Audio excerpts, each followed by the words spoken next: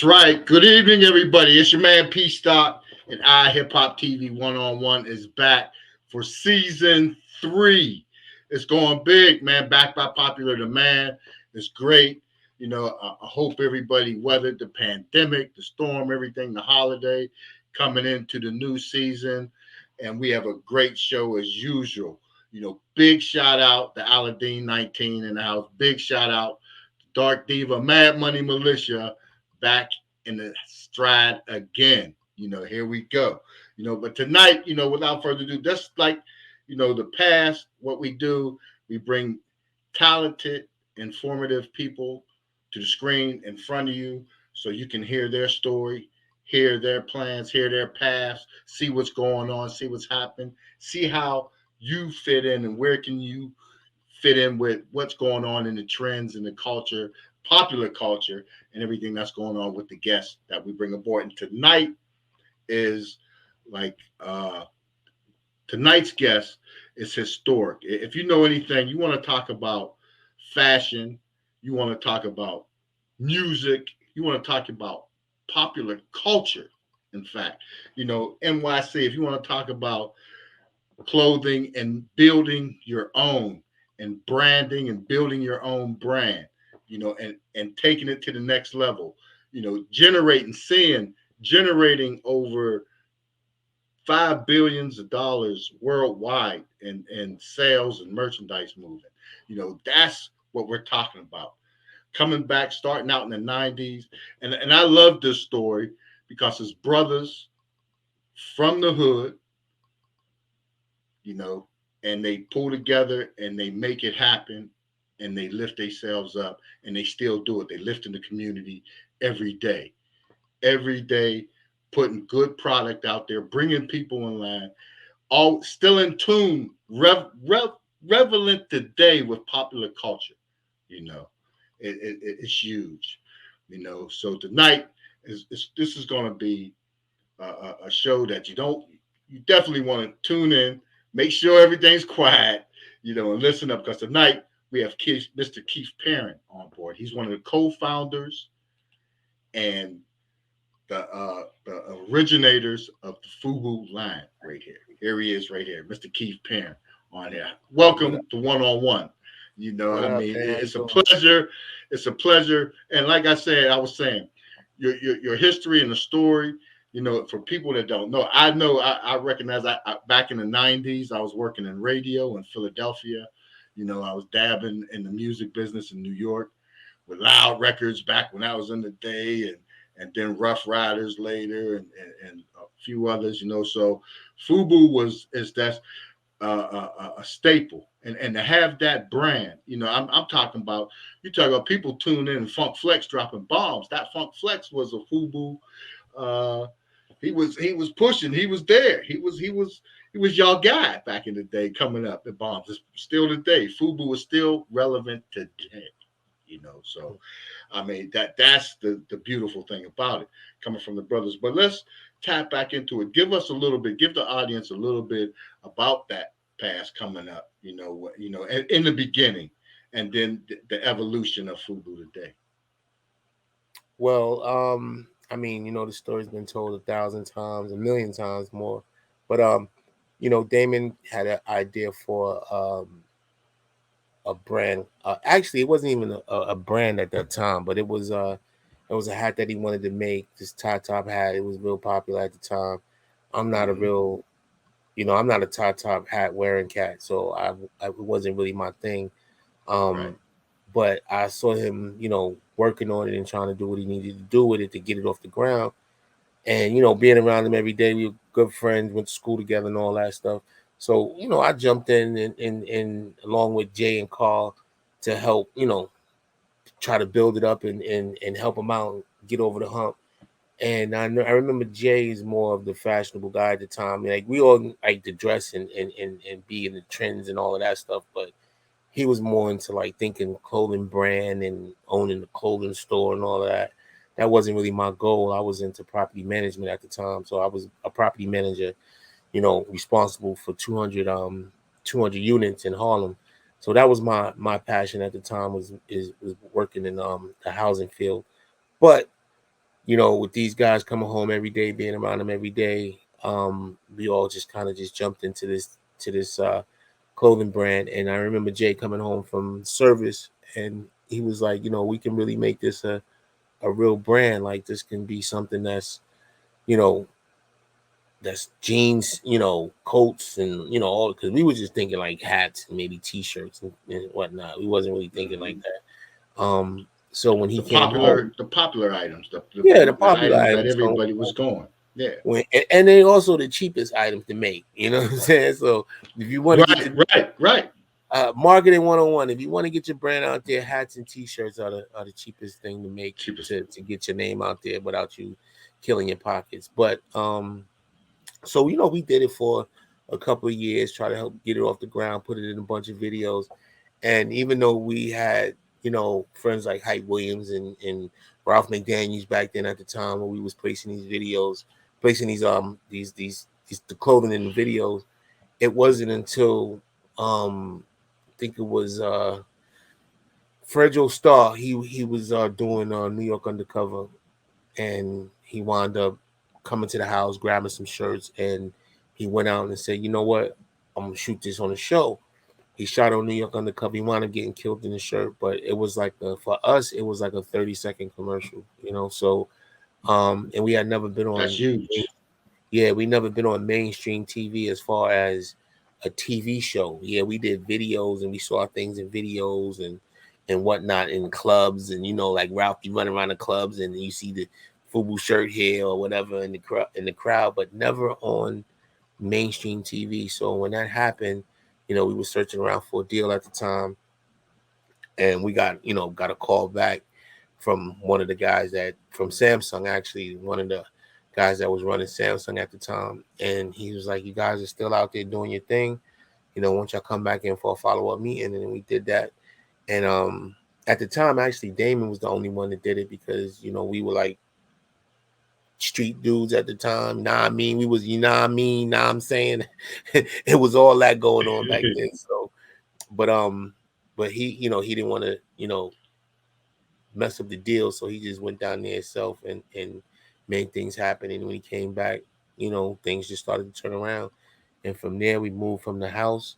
We moved into the Empire State Building, uh, where we remained there for 20 years. We were there for 20 years. Mm. Empire State, 20 years. That's huge. Yeah. That's longevity. And that's what I said, because there's a lot of other brands. I remember that because working with Big Giant and Lady B in Philly, people used to come through. They was pushing Varsity. You remember Varsity wear? They had Varsity, one of the ones they was throwing that out for us to push that. But the longevity with FUBU is still intact today. Mm-hmm. Yeah, I That mean, brand. we built a legacy, man. So you really can't really talk about hip hop. The early stages of hip hop, the 70s and 80s. We were in our teens and whatever, and early teenage years. But once it got to the 90s and past there, you can't really talk about hip hop without mentioning FUBU, because we was in entrenched in the culture at that point. We were in all the videos and TV shows, movies, and Mm-hmm. just everywhere, man. Overseas. I remember when we first got in the game, it was like, you know, hey, we got 3.5 years. We said we got 3 years tops to get this going. We got to make as much money as possible, and because it's going to be over. And when that third year came, and we were so, nervous, but at the same time, we was making the most money we ever made, to date. That's when the whole 350 million thing came into part, because we started, expanding. And what we Right. did was we opened up, when everybody was here and doing things, we were always trying to figure out how we can zig when others were zagging. You know what I'm saying? Because we noticed Yeah. that at one point everybody was trying to do the same thing we were doing. Like if we did an ad and stacked some jeans up a certain way, then 2 months later somebody else did the same ad with their jeans. You know what I mean? So we Mm-hmm. started figuring out different ways where we can, go where people were, you know, weren't really trying to go. So we started doing the BMX and the X Games and NASCAR and different things like that. So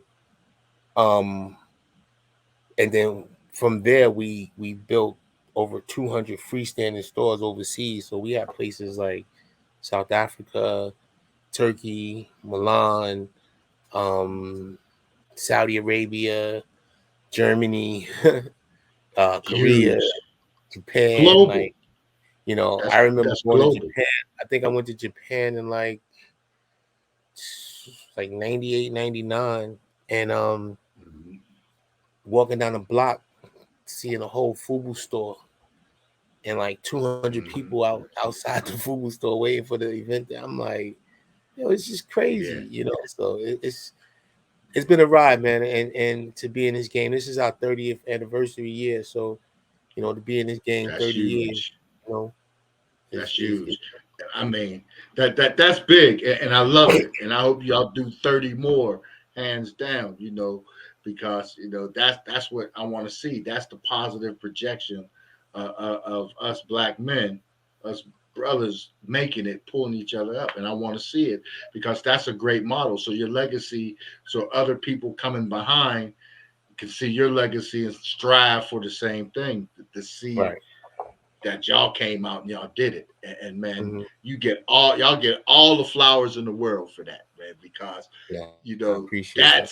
that's what I see, and that's the legacy continues. So that's what I'm saying, and that's what we're here to talk about tonight. FUBU Radio as well. That's a part of it, and that's a branch. That's like iHipHopTV. You're in touch with the popular culture, Hmm. and FUBU Radio is still taking that culture and delivering it worldwide. Uh, give Right. us a little background on that because it's because the artists we deal with a lot of artists. They're going to be coming through, so I want them to hit it and strive to. I got to get my music there. I got to get my people there. I got to get my profile Right. there. Well, I kind of a few years ago, I want to say maybe about 8 years ago, a good friend of mine, he came to me and was like, and especially at the time, I was trying to figure out because, like I said to you earlier when we was talking off camera, I Mhm. said I did the clothing thing, so I wanted to branch out and do something that I was doing on my own that I can build up on my own. You know what I mean? Because Yeah. everybody was starting to do different projects. I know Daymond had did the Shark Tank thing. He started doing that. Yes. And even back then we were slated to do like one of the first I think it was the first reality show on BET, and and he didn't want to do it. We didn't know that he was talking to ABC with Shark Tank, and that's why he didn't want to do it. But he just kept saying, "Nah, I don't want to do it. I don't want to do it." And we were kind of like arguing. I'm like, "Come on, bro. This is gonna take us over the top." But he didn't want to do it. So at the time when he switched up and did the Shark Tank thing, I was like, "Okay, well, that's a better look. That's a Yeah. great look for you, actually. So when he did that, everybody just started to figure out different lanes that they can jump into, and I wound up getting into starting a radio station with my guy, and the concept behind what we're doing with the radio station is kind of the same concept that we do with the clothing brand, because it's all about our community and giving back and building our people up. um and with the station, I was just tired of hearing the same old 20, 30 songs every day. Like, I would switch from one station to the next and they be playing the same song at the same time. I'm like, wow. I used to go to when I first started going to LA back in the days.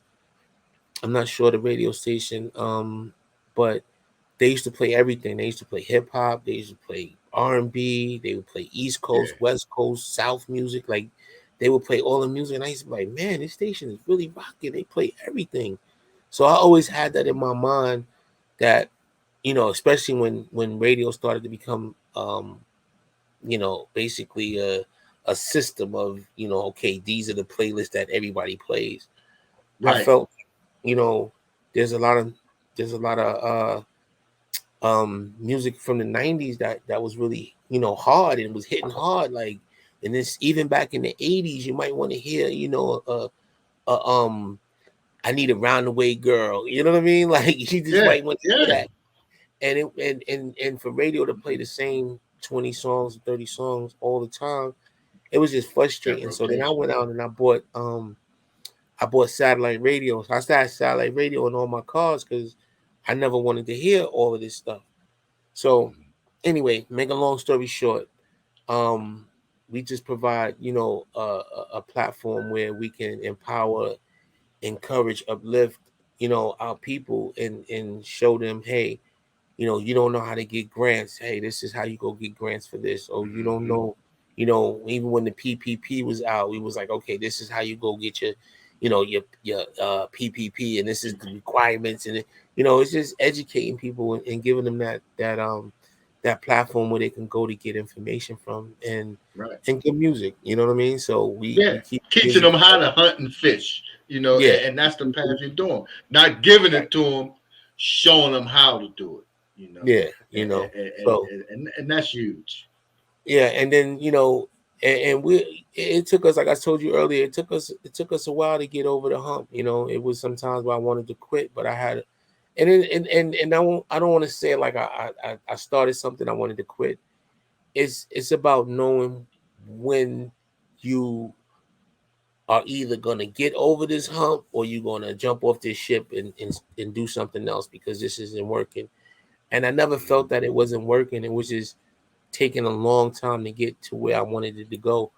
And then with the Mm-hmm. pandemic setting us back, you know, once we got over the hump, the pandemic set us back and we basically had to start all over again. So, excuse me. But, you know, for us, well, for me rather, it wasn't about quitting because I saw the work that my team had put in and the sacrifices that they made, and I just couldn't see myself quitting on them. You know what I'm saying? Or giving up Yeah. on them. And when the Yeah. road was rough, yeah, it was rough, but it wasn't to the point where, you know, I felt it wasn't going to work. So I just had to keep Mm-hmm. going. And then finally we got over that hump. So this year I'm looking forward to a great year.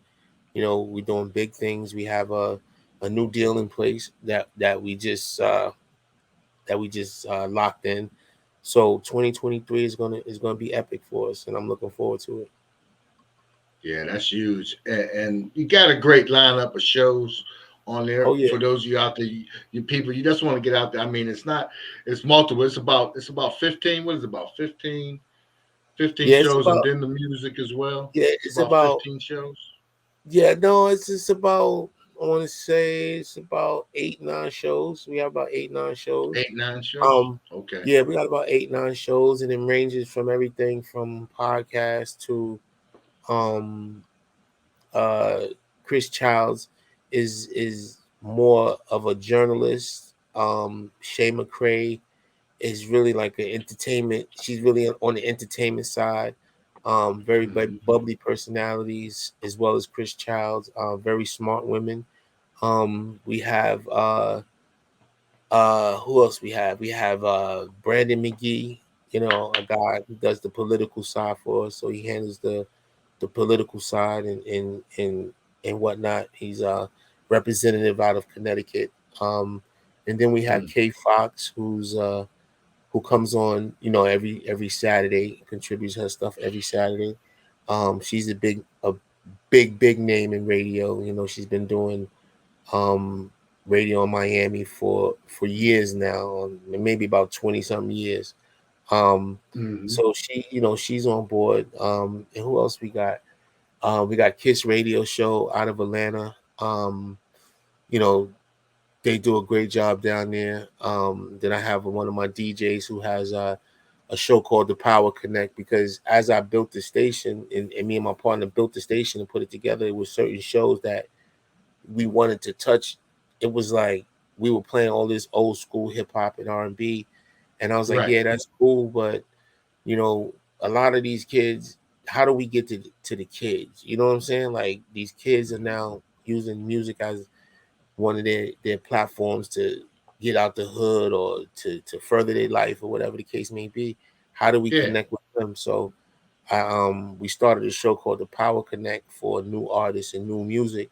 So EJ the DJ is the DJ on that and the host. So if he likes your music, he's gonna play it. So he just moved down to Atlanta. So it's a lot of different shows going on. I'm actually about to do a show, do my own radio show. So I'm working on that now, Okay. finalizing the details and whatnot. Because I started Okay. to put out a I started to like tell these little stories and whatnot, and everybody was like, "Yo, people need to hear that."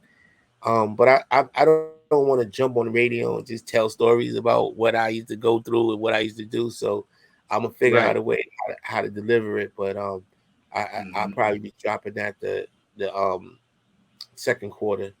So I'm gonna work Yeah. on it now and just jump into it and get my feet wet and because it's a challenge for me. It's something Hmm. that I see I can do. I know I can do it. But I haven't done it. So now is to put up or shut up. So Yeah, yeah. You gotta go ahead and do it, yeah, and get it out there. It's cool. I mean, I was the same way. I wasn't.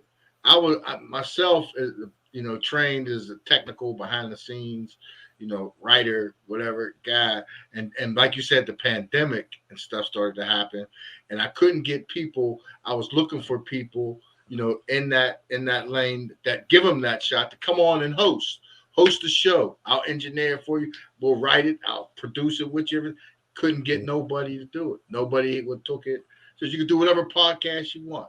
I was dealing with 2K Kent and everything, but it's fun. You get fun. You adapt to it.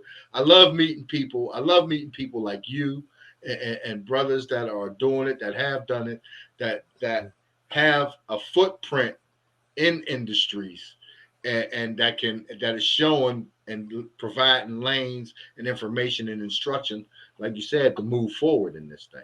That's yeah, huge. And again, man, that's all flowers right there for y'all. And y'all deserve more for doing that. Like I said, FUBU is legacy. I mean, there's people. I was there. I remember when it dropped and it hit. We was like, oh, you got to get them, and we was running, we was getting them. That's like everybody. We was in food. Where I was in. When it dropped? I was probably in the DMV, the DC, Maryland, yeah, Baltimore, down in that area, and I was yeah. like, We used okay, to, we down here. what we used to mess with down there. Man, I got this store. Izzy, he used to be in DC. I forget the name of his store. But it was a big store. Is it? It's on the tip of my tongue. But Izzy he's a big store owner down there in DC, and he used to Right. buy the brand a lot. That's when down there they had Hobo. That's when Hobo was out there. I Hobo, remember. yeah, Hobo. I remember that. Yep, Yeah. Hobo. Yep. But those brands, but that carried because when I went into Philly, it was more prominent. When I Mm-hmm. got up in the Philly as well as Baltimore, FUBU was always a staple in the wardrobe. Right. In the hip hop players' wardrobe. When Right. you out chilling, that was a staple in there. So and that's big. And now FUBU Radio, especially for the artists, to come on and see that and to strive for that. How would artists go about getting with you to get their music played? Serious artists, because I know you have people that they got shows and everything else and that they're doing, but for artists out there that like, man, I like to get my music on there. Is there a path for that for them?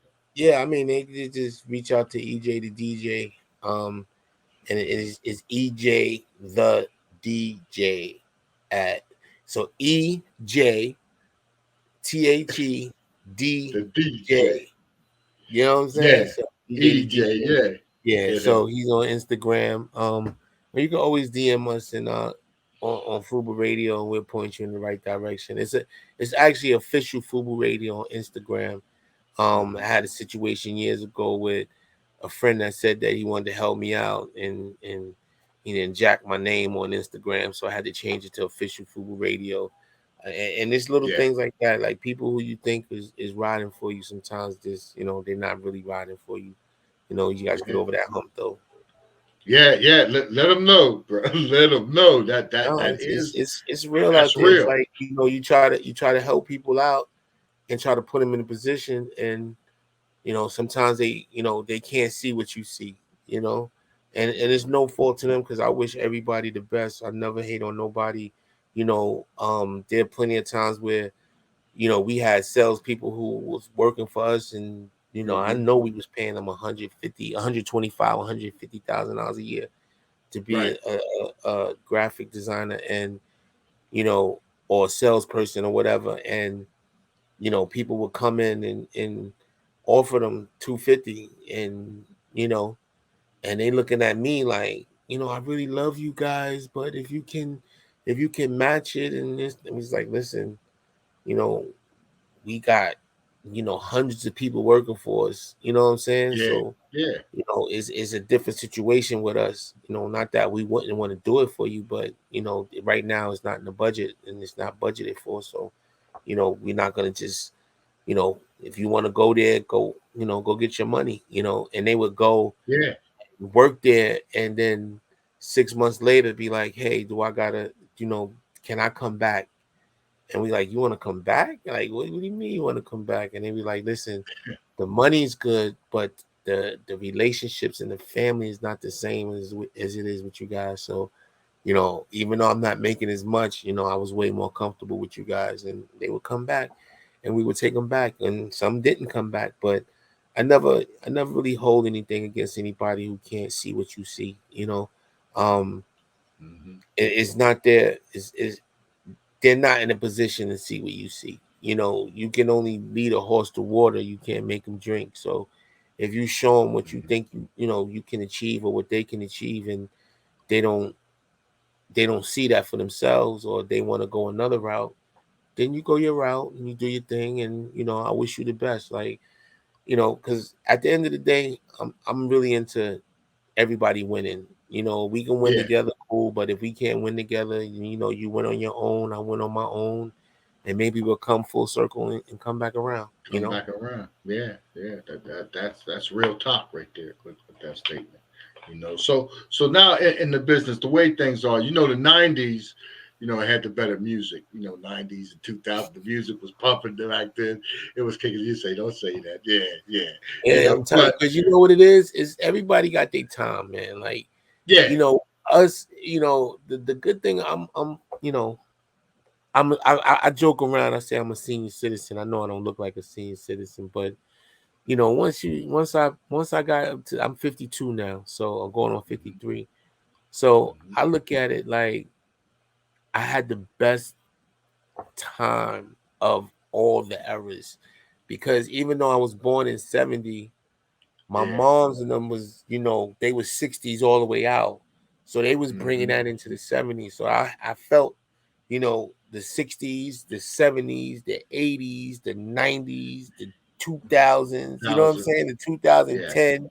Now we yeah. into 2020. So I got to see everything. I got to see it go from an 8-track to digital to streaming. You know what I'm saying? Streaming, Like, yeah, yeah, it's yeah, crazy. Like, you tell yeah. people that, and they don't understand sometimes. Like, you know, even with the movies, and how we started off with the black exploitation movies and Take, all of that, and yep, then we yep. evolved and got better roles, and then started headlining Getting our us, own movies, and getting our it was a stories out there. transition. It's like, Hmm you won't get to see that. Like, I went from the phone with the long cord. You had to get the long cord in the kitchen so Talk. you can go sit in the living room. You know what I'm Yeah, saying? So it's yeah. just, somebody call your house. If you ain't have call waiting, your phone was You busy missed for that call. hours. Yeah, it was You know what busy. I mean? Like, Yeah, it was crazy. Like, everybody right. had I one remember all phone. that. Yep. Everybody had one phone. You had one phone And number. you, You had the phone number. Your mama, your sister, everybody had one phone number. my phone. Yep. So But back then, tell the truth, you knew everybody's phone number though. yeah, yeah, yeah. Anybody you want to call, you knew everybody's You had phone to number. write it down. That's why. Listen, my back in the days, right? I'd never forget. Daymond was. He had this little index card that he used to always keep in his pocket. He used to be writing all this stuff down. I'm like, yo, what are you writing down? He's like, all the stuff I got to do today. I got to write it down, because if I don't write it down, I'm gonna forget about 70% of it. But if I write it down, I maybe complete 70, 80% of it. So I was Hmm like, hmm. So I never did it until years later, when I was doing a property management thing. I started writing things down, and I noticed that when I write things down, things get done. You know, you don't forget things. Like, because I'm such a thinker that I'll be thinking about 10 things at one time. So I could just think about 10 things. I'll be like, yeah, I'm gonna do that. And then I say, yeah.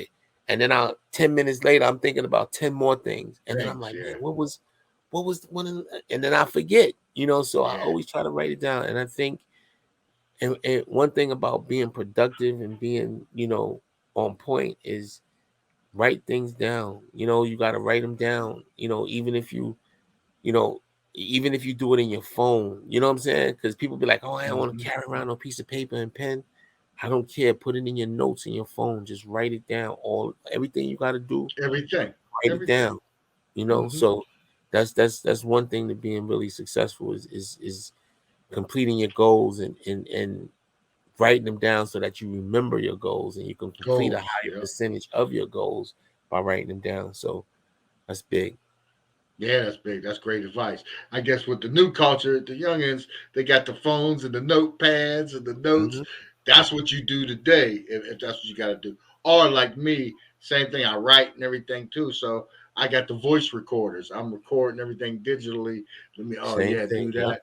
Same thing, and then go back Mhm. and then I transcribe it, and put it on Yes. paper.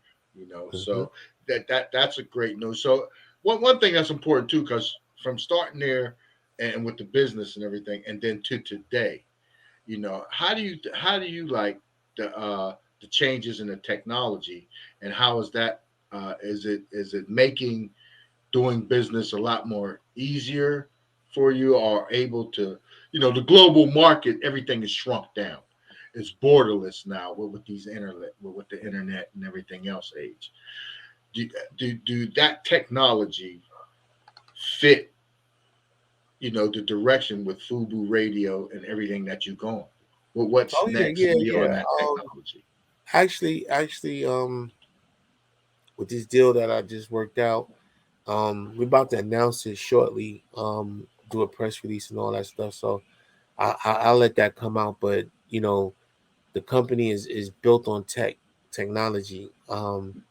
And they have some really very interesting technology, which is actually like groundbreaking. Like the stuff that they're doing is like groundbreaking. So I'm excited to partner with them because I know we're going to be a part of something big, and you know they need my component and I need their component, and together I Hmm. think we're gonna change a few things.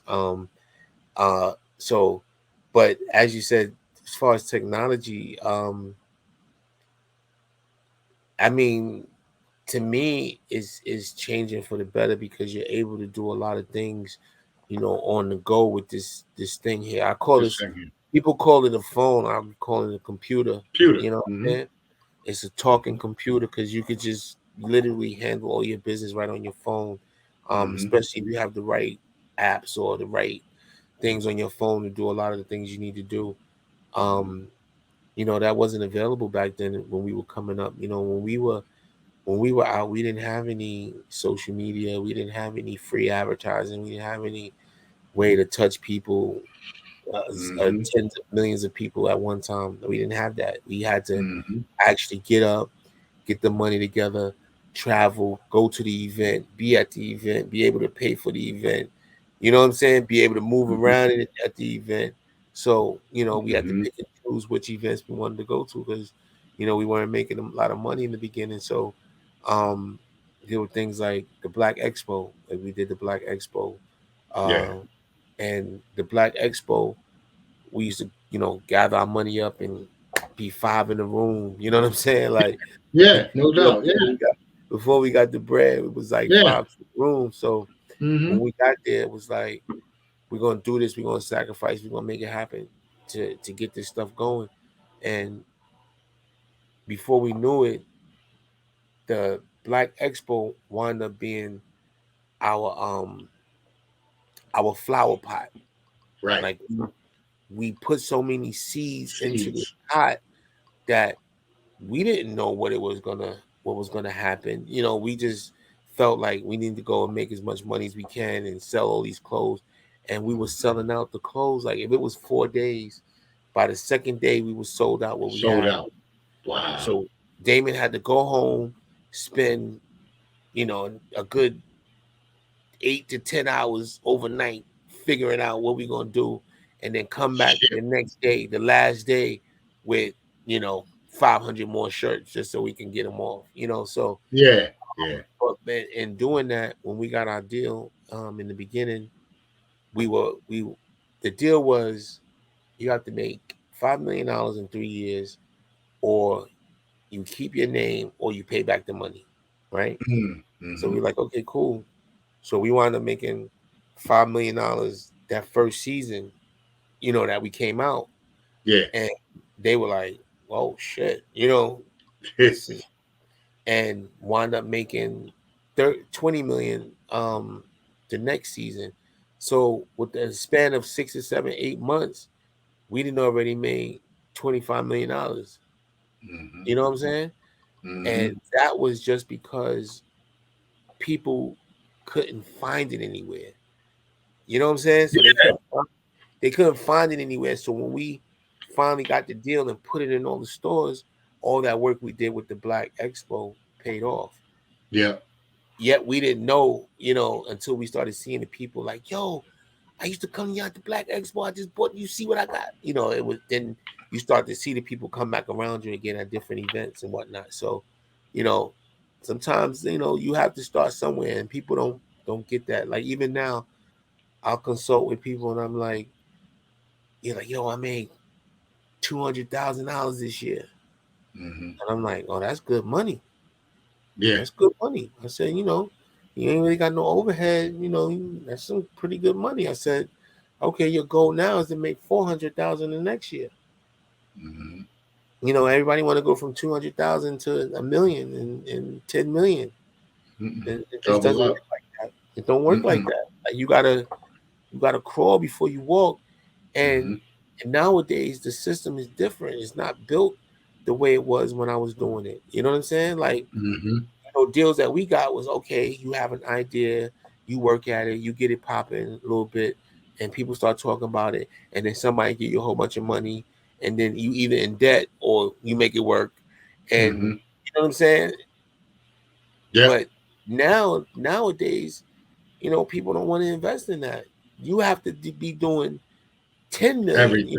We was doing $300,000 in sales, talking about we had $1 million in sales. Nowadays, everything is pretty much transparent. So you can't, be fronting like that. Like, what I'm saying? You No, can't you can't. be fronting. They want to And see the numbers. yeah, and then you have to, you people are not really investing like that in startups and everything like that no more. So you really have to Mm-mm. get this shit off the ground, and then they come in later on and be like, and it's always a better situation like that, because now you have a little leverage. If you sell your own stuff and you build it up, you're not coming with your tail between your legs, No, no, but you need money. You know what I'm no. saying? Yeah, So yeah. now That's it's a good, always the issue, with that, with the startups like that. yeah, You're at the bay of those people. That's like the exactly. recording artist with the record deal. Did you get into that the worst loan of your life? Yeah. And you don't want that, and that's big. So, and on that, Keith, what's the best advice anyone has ever given The best advice, you?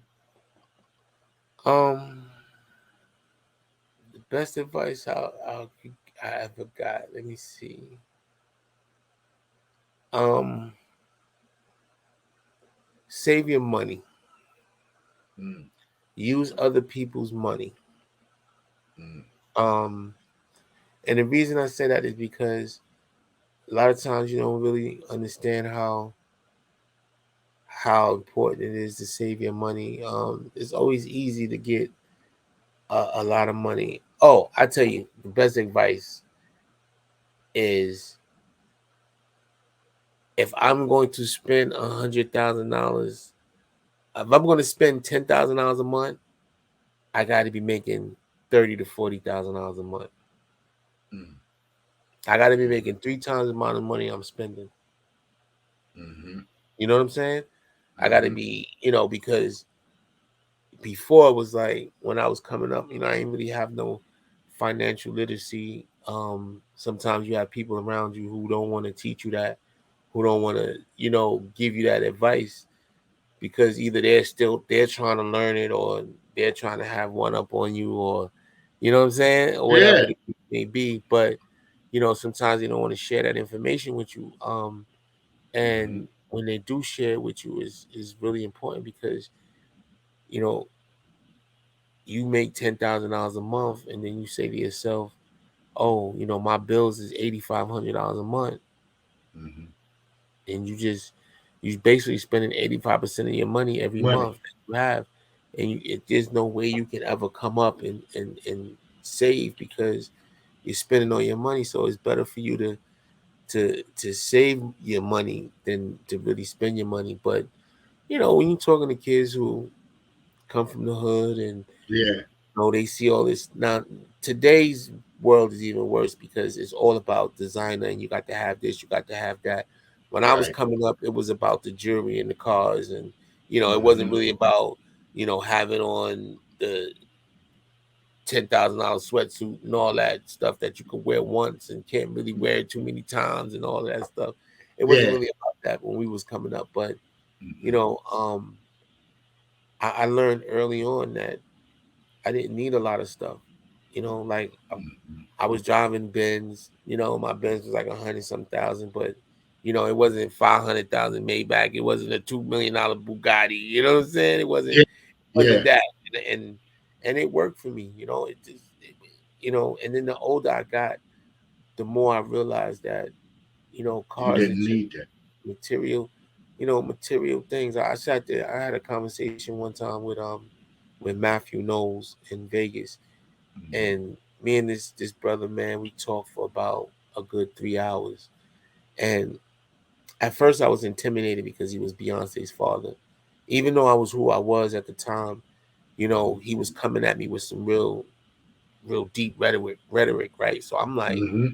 I'm like, okay, so we talking back and forth, and as I told you earlier, my mom's is very militant, so a Yeah. lot of the stuff that she taught me over the years, or continue to teach me over the years, was something that I was able to sit down and talk to him in a way where if he talked about, you know, cars, or if he talked about income, or if he talked about the music industry, or if he talked about politics, we were able to sit down and talk about each and every one of those things.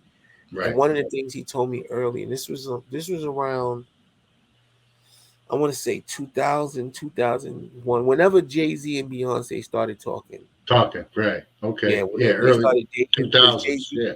Jay-Z was there. He was there too, shooting hoops at the court. It was a radio um, convention in Vegas years ago. Mm-hmm. And he said, do you buy your cars or do you lease your cars? And I was like, well, I leased my first car, but I bought my second car because I want to own as much car. He was like, listen, let me tell you something. Don't ever buy another car as long as you live. And I was like, Mm-hmm. what? What are you talking about? So he said, man, you go spend all that money on that car. As soon as that car touched the pavement, it depreciate 30% right off the lot. And Yep. then the more you drive it, the more it goes down. Da, da, da, da. He was like, lease all your cars. He said, I lease a car. And right now I think he had a Bentley or something. He said, I just leased a Bentley. And in 3 years, when that Bentley is up, I'm gonna go get me a newer one. And Mm-hmm. I was sitting there looking at him like, man, this guy crazy. Like all this money he got. But by the end of the conversation that we had, he made perfect sense to a lot of stuff he was talking about. And Mm-hmm. it was a conversation that I really respected because he was pouring into me, you know, trying to feed me when he didn't even really know me. We just sat there Yeah. and got to know each other, and he felt comfortable enough to pour into me this knowledge that he had, and Yeah. it was, and I really appreciate it. But there's a lot of times where, like I said, you know, as long as I'm good, living comfortably, I don't need 10, 15 cars. I don't need $1 million Mm-hmm. cars. I don't need none of that, man. Like, you know, it doesn't mean anything. Like I've gotten to a age where, you know, a car's a car. You know, how Mm-hmm. fast you really gonna go in the car? Now, don't get me wrong. I like, you know, my little nice cars that I do have, Yeah. but excuse me. But it's certain things that I look for in the cars now. You know, when I go to the dealership, I'm looking for options and packages. That's it. Yeah. Yeah. That's it. I don't need nothing else. I don't need to come out and put no rims on my car and go put a system and fix. You know, I did. Listen, let me tell you something. This is Mm-hmm. how ignorant I was back in the days. I leased a car for 55,000. Right. Mm-hmm. I put 50,000 worth of equipment, TVs, refrigerators, satellite TVs, all kind of stuff in the car. I had the car for 3 years. So my guy says, so what are you gonna do? You're gonna keep the car, you're gonna return it. I was like, man, I don't want no Lincoln Navigator. I want a Benz. I want to step up. I'm trying to get something new. I'm gonna take it and just, you know, and take it. I'm gonna take it back. So he was like, okay, well, you know, I have to take all the stuff out of it. No, actually, I put 40,000 in it, right? Mm-hmm. I said I had to take it back. He said, I said, well, how much does it, you know, charge? How much you gonna charge me to take all the stuff out, put everything back factory? He said, you know, about 10,000. So I paid him 10,000. So now I paid him $50,000 to 50. put it and take it out. And then I gave the car back. And I said to myself, oh, I have all this equipment. I'm going to use this equipment on my next car. That equipment sat in my house from 2001 till 2013. Wow. I couldn't Wow. do nothing. I couldn't do nothing with the equipment. I started giving away the car speakers, you know, but the radio and all of the Yeah. amplifiers, man, I You was couldn't do like, nothing with it. I couldn't do Yeah. nothing with it. I already had a system in my other car, so it wasn't nothing that I needed it for. So, you know, that was just being young and dumb. You know, if I could relive it, I would have kept the car. That is the Yeah. one car I kept. You Yeah. know, Yeah. because I really put in some nice work into it. But you know, ever since then, I put the next car I had, which I bought for my wife. I put Mm-hmm. a system in that, and then I haven't put a system in another car since Since. 2001. I haven't put Yeah. in a system in my car, so I just get the options in the packages, man. When I go there, you know, and that's it, and drive off the lot, and that's how the car going. That's how I bought it. That's That's how how I you go. leased it.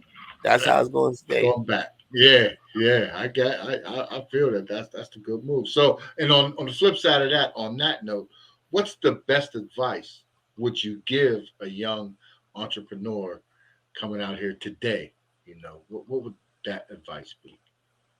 It's something so simple, and a lot of people don't understand it when I say it to them because they have so many questions about how to get to that next level. And I always say, do your homework, do your research. That's so important and so vital to getting to that next level. So many people rely on people to tell them things that may or may not be true, or may be the right direction, or maybe the wrong direction. But if you have on blinders and you letting somebody steer you, and you don't seek knowledge, you know, like I said, when I grew up, my mom's always told me to seek knowledge, and so I always do my homework and try to make sure that, you know, if it's something that I don't know, let me find out. You know, never be afraid to ask questions. You know, a lot of times people are afraid to ask questions because they think people are going to think they either are not smart, or you know, are not knowledgeable, and it's not about that. Is if you don't know something, ask. You know, a closed mouth Yeah, don't get fed. um and you know, if you believe in something, you know, like I believed in FUBU Radio, I really believe that I could take it to the next level, and I can make this something that can be a part of the legacy going forward. You know, work at your craft. You know, I tell you a funny story. Before I finish this story, mm-hmm. when I first started the radio station and moved into, we used to have a penthouse office.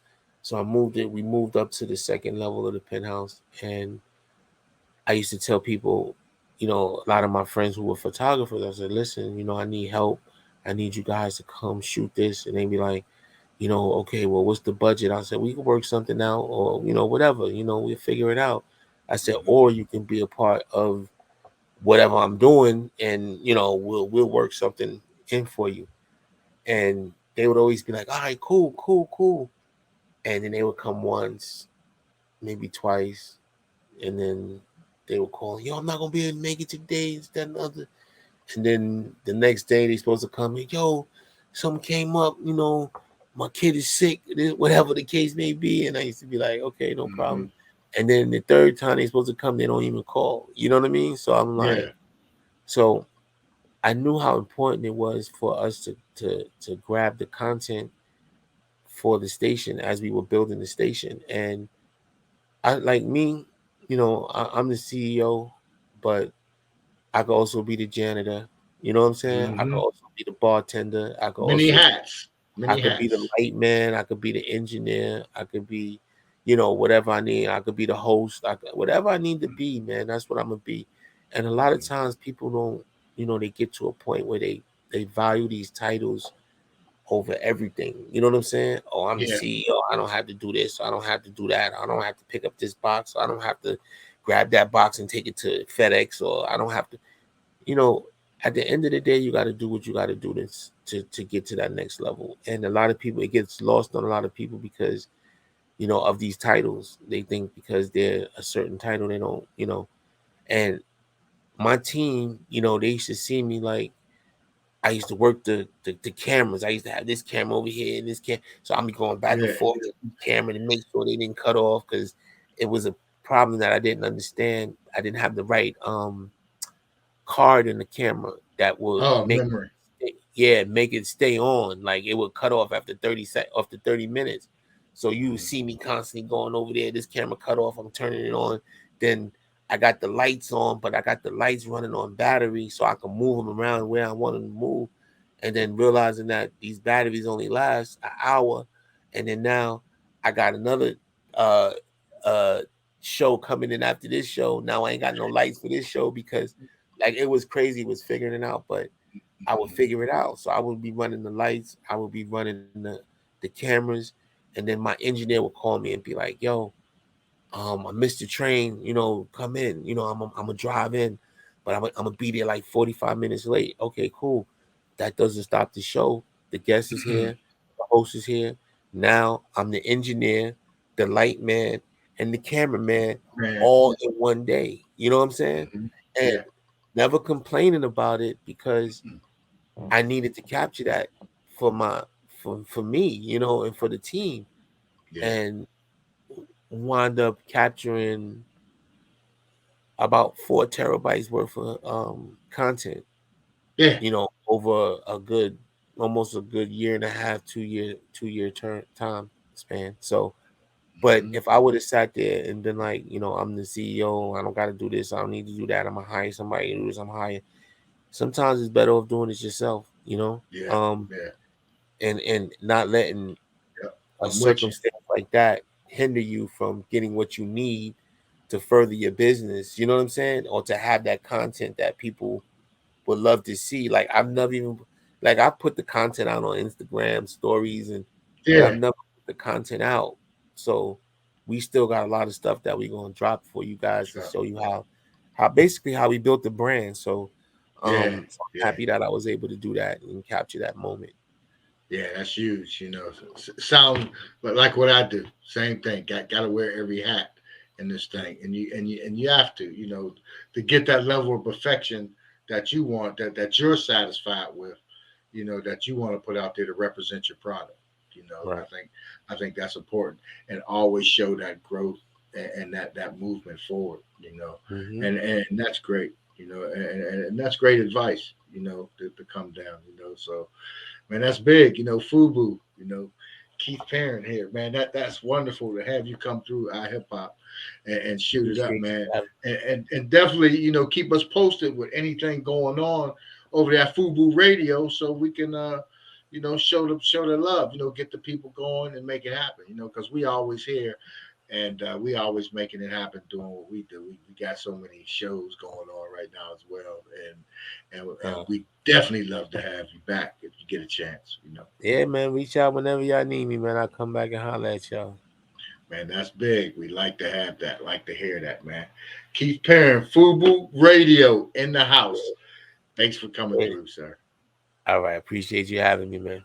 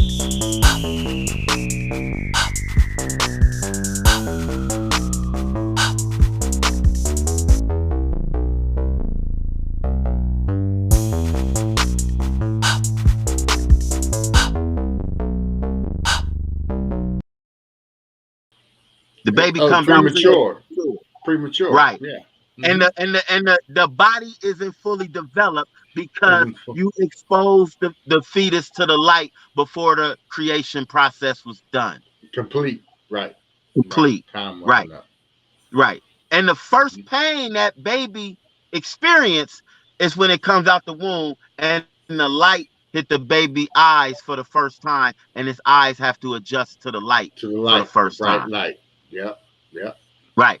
So they used to say that the fastest way of travel was moving at the speed of light. It's where you got the number 1 from. It's where you got the letter L from. Einstein said no. He said if we can bend space and time and bring one point to the next using dark matter, dark energy, and create a wormhole, it's called the theory of relativity, the Rosenbridge theory. Then we get from one point to the next instantaneously. 0 comes before the 1.